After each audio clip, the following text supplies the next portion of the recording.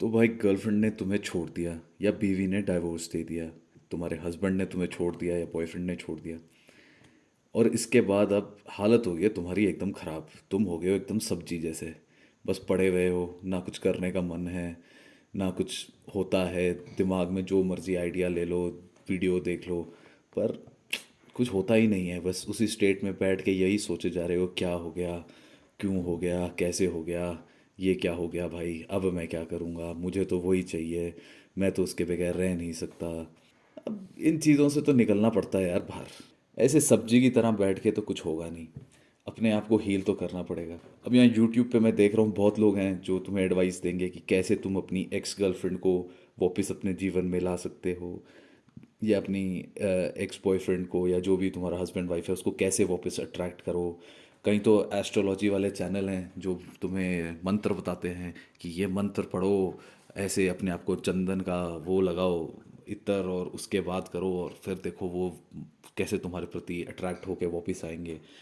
तो ये सब बातें सुन के तो यार हंसी आती है कि क्या क्या पागलपन है। और तुम्हें चाहिए क्यों? जो तुम्हें छोड़ गया है, तुम्हें तुम्हें जिसने हटा दिया है अपने जीवन से, तुम्हें वो वापस क्यों चाहिए अपने जीवन में? उसको वापस लेके क्या करोगे? वो थोड़े टाइम बाद फिर कहीं लड़ाई हो जाएगी, फिर छोड़ देंगे। मतलब वो अननेसेसरी ड्रामा है, अननेसेसरी ट्रॉमा है तुम्हारे लिए, जो तुम अपने जीवन में वापस इनवाइट करना चाहते हो। गर्लफ्रेंड ने उन्हें छोड़ दिया या वाइफ ने छोड़ दिया, तो उसका कारण क्या है? लड़कियां हैं, महिलाएं हैं, वो आदमी को कैसे दो पैरामीटर्स पे जज करती हैं। पहला पैरामीटर होता है कि तुम क्या हो, वॉट यू आर।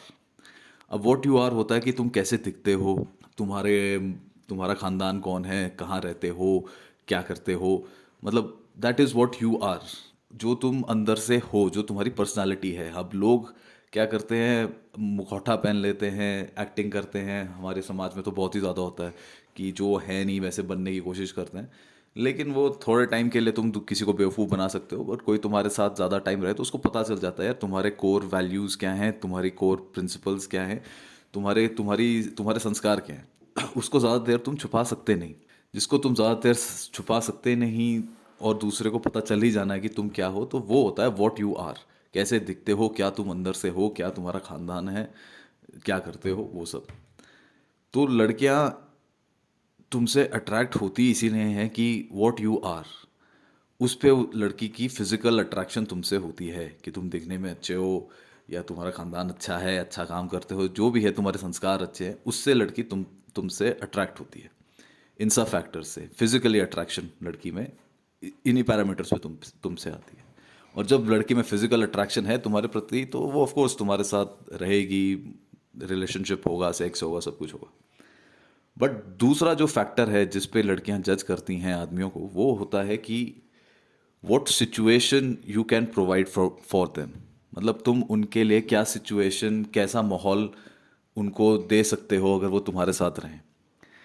अब कई जगह लड़ाइयाँ होती हैं, जैसे सब कुछ ठीक चल रहा था लेकिन थोड़े समय बाद लड़ाइयाँ स्टार्ट हो गई, या शादी होती है, नई बीवी घर में आती है, उसको माहौल पसंद नहीं आता है जो लड़के के घर में है, तो लड़ाइयाँ स्टार्ट हो जाती हैं, डिवोर्स के केस हो जाते हैं। वो सब इसीलिए होता है क्योंकि लड़की को जो तुम उसको सिचुएशन दे रहे हो, जो माहौल दे रहे हो अपने साथ रहने के लिए लड़की को, उसको वो पसंद नहीं है, वो उधर रहना नहीं चाहती। और इन्हीं दो पैरामीटर्स पे लड़कियां सब कुछ डिसाइड करती हैं। अब लड़कियों को चाहिए ऐसा आदमी, वो 50 शेड्स ऑफ ग्रे का क्रिश्चियन ग्रे जो है, कि वो आदमी दिखने में अच्छा हो, मतलब उसके मेरे को एकदम प्यार करे, लॉयल हो, दिखने में अच्छा हो, पैसे वाला हो, और वो सिचुएशन ऐसी प्रोवाइड करे कि वो मेरे को दुनिया में कहीं भी ले जा सकता है, घुमा सकता है, कहीं भी रख सकता है, पैसे की टेंशन ही नहीं है। और ना ही कोई उसका माँ बाप बीच में साथ में रह के उसको बता रहे हैं बेटा ऐसा संस्कार है, ये करना वो करना, उनको वो सब चाहिए नहीं है। तो वो आइडियल सिचुएशन है हर लड़की की। तभी वो किताब सबसे ज़्यादा बिकी है आज तक, मेरे ख्याल से 50 शेड्स ऑफ ग्रे, क्योंकि वो आइडियल सिनारियो जो लड़कियों को चाहिए वो बता रहे हैं। और वो रियल लाइफ में हर कोई प्रोवाइड कर नहीं सकता है, क्योंकि हर कोई दिखने में, या वो 6 साढ़े 6 फुट का होता नहीं, हर किसी की बॉडी होती नहीं, हर कोई दिखने में अच्छा नहीं, या हर किसी का घर घर में समस्याएं होती हैं, या नौकरी अच्छी नहीं, इतना पैसा नहीं।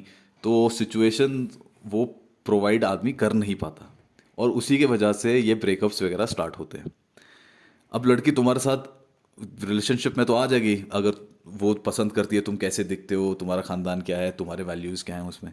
लेकिन अगर तुम उसे सिचुएशन जो चाहिए उसे, अगर तुम वो सिचुएशन उसे वो प्रोवाइड नहीं कर रहे हो, तुम कोई ऐसी सिचुएशन प्रोवाइड कर रहे हो जिस जो उसके उसके हिसाब से उसको नहीं चाहिए। तुम्हारे माँ बाप हैं, भाई बहन हैं जो उसको घर में कंफर्टेबल वो फील नहीं कर रही है, या उसको डोमिनेट कर रहे हैं, या वो उनको डोमिनेट नहीं कर सकती है, तो वो ऑफ कोर्स लड़ाइयाँ करेगी, ड्रामा करेगी, चाहेगी कि ये किसी तरह ख़त्म हो और वो वहाँ से निकले। या तुम बॉयफ्रेंड गर्लफ्रेंड हो और सब कुछ सही चल रहा है, लेकिन तुम वो पैसे नहीं कमा पा रहे, या वो सिचुएशन उसको नहीं दे पा रहे जो वो चाहती है कि मेरे मेरे पास इतना पैसा हो मैं कुछ भी खरीद सकूं, तुम उसे घुमाने ले जा रहे हो, शॉपिंग करा रहे हो, उसके दोस्तों को खिला पिला रहे हो, अगर तुम वो सब नहीं कर सकते हो तो भी लड़की चली जाएगी। तो यही दो पैरामीटर्स हैं जिसके ऊपर लड़कियां लड़कों को जज करती हैं। और लड़के लड़कियों को जज करते हैं, वो पैरामीटर्स बड़े कम होते हैं। वो पहला तो यही होता है दिखने में कैसी है। अगर दिखने में अच्छी लग रही है लड़के को, हर किसी की चॉइस अलग होती है, बट अगर दिखने में अच्छी लग रही है तो आदमी आता तो उसी में फंस गया। दूसरा यही होता है आदमी का कि भाई कुछ इधर उधर ज़्यादा प्रोमिस्क्यूअस तो नहीं है, इधर उधर और चक्कर तो नहीं चलाती है, मेरे साथ लॉयल रहेगी, टिकेगी मेरे साथ ऐसा तो नहीं कि मुझे 24 घंटे इस पर नज़र रखनी है कि क्या कर रही है। अगर ये दो पैरामीटर्स मैच हो जाएं तो कोई भी लड़का किसी भी लड़की से शादी कर लेगा। ठीक है, लड़के ज़्यादातर इतना देखते नहीं कि क्या है क्या नहीं है। कुछ लोग करते हैं जो बिजनेस कम्युनिटी वाले होते हैं, जो शादियां इसलिए करते हैं कि लड़की का बैकग्राउंड क्या है, उसके माँ बाप कौन है, कि उनके उनके थ्रू मेरा बिजनेस बढ़ेगा, मेरी नेटवर्किंग बढ़ेगी। वैसे शाने लोग भी होते हैं दुनिया में, पर ज़्यादातर जो आदमी होते हैं वो ये दो चीज़ें देखते हैं कि यार दिखने में अच्छी है, सेकंड सेकंड बात मतलब दिखने में मेरे को अच्छी लग रही है, और सेकंड ये कि ज़्यादा इसके चक्कर वक्कर तो नहीं चलते, साथ में रहेगी तो ठीक है। ये दो पैरामीटर्स होते हैं। अब बात यह है कि अब लड़की ने तो छोड़ दिया, अब तुम उसे वापस क्यों लाना चाहते हो? मेरे हिसाब से बहुत लोग हैं यूट्यूब पे तुम्हें बताएंगे कैसे लड़की को वापस ला सकते हो, ये मंत्र पढ़ो, ऐसा करो, ये इत्र लगाओ, ये उपवास रखो, ऐसा करो। सब बकवास है यार। अगर लड़की ने तुम्हें छोड़ दिया है, वो उसने तुम्हें इसलिए ही छोड़ा है क्योंकि उसे जो सिचुएशन तुम प्रोवाइड कर रहे हो उसे वो पसंद नहीं है। अब तुम्हें अपनी वो सिचुएशन जो है उसको इम्प्रूव करना पड़ेगा, जो तुम उसे प्रोवाइड कर सकते हो। कैसे करोगे? ज़्यादा पैसे कमाओगे, अपने माँ बाप से अलग रहोगे, क्या करोगे? तुम्हें बेसिकली उसको खुश करने के लिए अपने जीवन को बदलना पड़ेगा। तो वो सवाल तुम्हें अपने लेवल पे जब उसका जवाब ढूंढना पड़ेगा कि क्या तुम वो करना चाहते हो। क्या तुम अपना जीवन अपने माँ बाप को छोड़ना चाहते हो? क्या तुम शहर बदलना चाहते हो?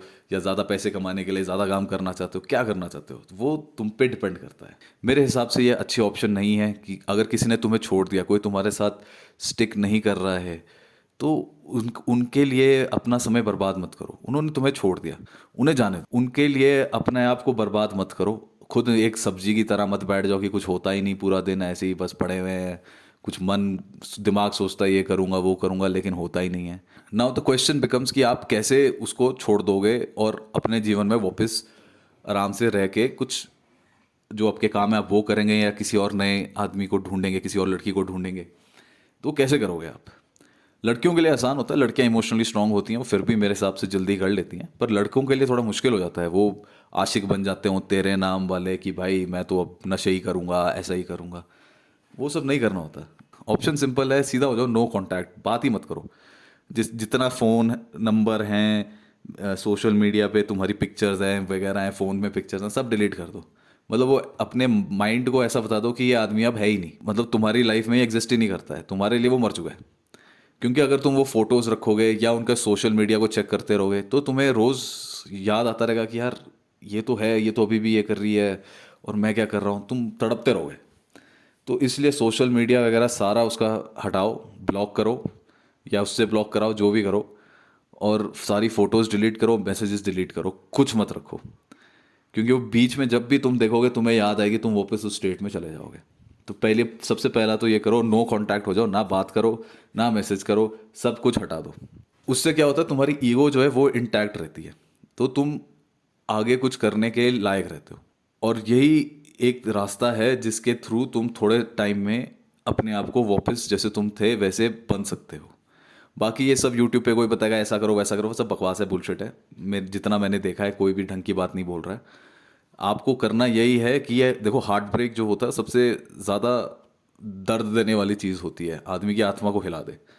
तो उससे निकलने के लिए आपको सबसे पहले तो ये करना पड़ेगा अपने माइंड को, अपने माइंड में, क्योंकि आपके माइंड में वो न्यूरल मैप्स बन गए हैं कि इस आदमी के साथ या इस लड़की के साथ मैं यहाँ घूमता था, यहाँ खाता था, ये करता था। आपको वो न्यूरल कनेक्शंस जो है आपके न्यूरॉन्स के, आपको उनको तोड़ना है, आपको नए वो कनेक्शंस बनाने हैं। तो उसके लिए सबसे ज़्यादा ज़रूरी है कि आप उनका सोशल मीडिया ना चेक करें, पुराने मैसेजेस ना देखें, पिक्चर्स ना देखें, क्योंकि आप जब तक वो देखेंगे आप उस दौर में वापस पहुंच जाओगे और वापस वो रिलिव करना स्टार्ट कर दोगे सारी सिचुएशन। तो ज़रूरी है कि आप इस सब को डिलीट कर दो, कोई पिक्चर नहीं होनी चाहिए, कोई मैसेज नहीं होना चाहिए, सोशल मीडिया में बिल्कुल ना देखो उनको, एकदम ब्लॉक कर दो। और उसके बाद भी आपको अपने पे काम करना है। अपने आप पे कैसे काम करना है? आपको कुछ धार्मिक चीज़ें पढ़ो या कुछ इंस्पिरेशनल चीज़ें पढ़ो, अपने आप का अपना ध्यान ऐसी चीज़ों में लगाओ जहाँ पे जो आप करना चाहते हो सकता है आपको कुछ हो कि मैं यहाँ घूमने जाना चाहता था पर मैं गया नहीं, आप वहाँ घूमने जाओ। आपका कुछ किसी का ध्यान होगा कि मैं साइकिलिंग करना चाहता था, स्विमिंग करना चाहता था, आप जाओ सीखो, नई नया कुछ करना चाहता था, उस पर अपना ध्यान लगाओ। और धीरे धीरे, मैं नहीं बोलता एकदम से हो जाएगा, धीरे धीरे आप ऐसा करोगे, धीरे धीरे 1-2 महीने में जब आपके माइंड में वो पुराना पुराना आदमी या लड़की नहीं रहेगा कि वो एग्जिस्ट भी करता है, आप नॉर्मल हो जाओगे। आपको फिर आप मूव ऑन कर सकते हो अपने जीवन में। और जहाँ तक रहा सवाल किसी को वापस लाना अपने जीवन में, मैं उसके अगेंस्ट हूँ, क्योंकि जिसने आपको पहले एक बार छोड़ दिया तो अब उसको आप वापस लाओगे तो बीच में मन में कुछ खटास तो होगी यार दोनों में, और वो कहीं ना कहीं निकलेगी, तुमने पहले ऐसे करा, तुमने वैसे करा, और वो फिर से लड़ाई होगी, वो फिर आप ब्रेकअप होगा या फिर कुछ होगा, उसका चांस ज़्यादा हो जाता है। तो वो तो मैं एडवाइस करूँगा ही नहीं। अगर किसी ने आपको छोड़ दिया तो छोड़ने दो भाई, जाओ। उनके लिए अपने मन में ईर्ष्या या गुस्सा मत रखो। जितना आप गुस्सा रखोगे या ईर्ष्या रखोगे अपने मन में दूसरे के प्रति, जो भी आपका बॉयफ्रेंड या गर्लफ्रेंड है उसके प्रति, तो आप उतना ही अपने आप को साड़ोगे और उतना ही अपने आप को बदलोगे। इससे अच्छा है उनको जाने दो कि भाई जा, तूने जो करना कर, मेरी तरफ से ऑल द बेस्ट, ऐश कर। और अपने जीवन में आप वापस फोकस करें, यही एक समाधान है। ऐसे सब्जी की तरह मत बैठो, गाने वो बॉलीवुड के गाने सुन के आशिक तेरे नाम का आशिक ना बनो, उस सब को करके कोई फ़ायदा नहीं है।